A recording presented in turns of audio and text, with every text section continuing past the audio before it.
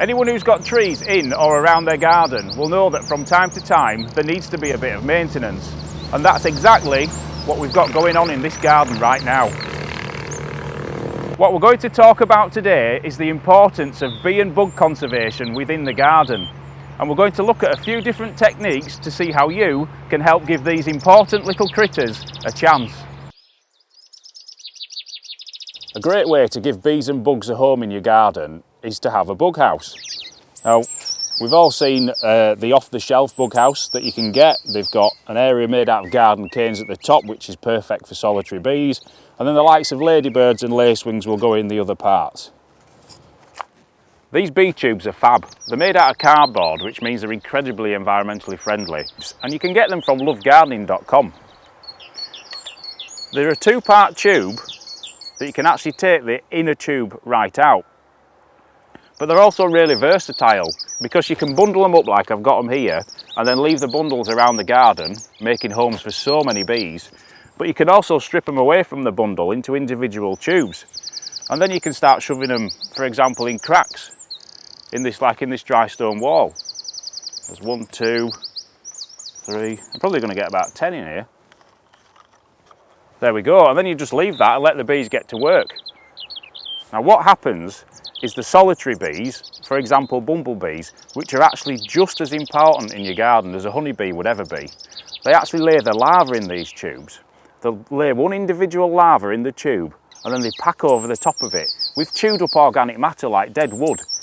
And then they'll lay another larvae and they'll keep doing that process until the tube is absolutely full.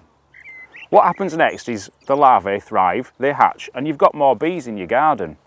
But what you can also do, and that's what's great about these tubes, is you can take that inner tube out whilst the larvae are still in there, and you can send it off to bee charities, and then they distribute the bees into areas where there might not be many. So that was just a little bit about bee conservation. Now we're going to head back into the woodland garden where earlier we saw the guys pruning the trees. We're going to have a little look at how you can use the byproduct of tree maintenance to give other mini beasts a happy home. Branches that have gone through the machine come out as fantastic wood chip that works really well as a mulch under mature trees and hedges like these. Putting a layer of chip down like this is really good for holding back your invasive weeds without having to use a chemical weed killer. But what it also does is creates a great bug corridor. What you'll find is that ground insects like beetles will rummage their way through this stuff, safe from the sun that'll bake them and the birds that'll eat them. There's nothing excites me more about a bit of tree work than the logs that you get at the end of it. There's nothing more romantic than chucking a few of these on the wood burner in winter and snuggling round it. But I always like to think that I save a few for the bugs. It's quite simple, all I've got is about 6 or 8 logs and I'm just going to stack them down here. Always put the big ones at the bottom, that gives your pile a nice bit of balance. It's nice and firm on the ground, and then just work your way up, just getting thinner with the logs.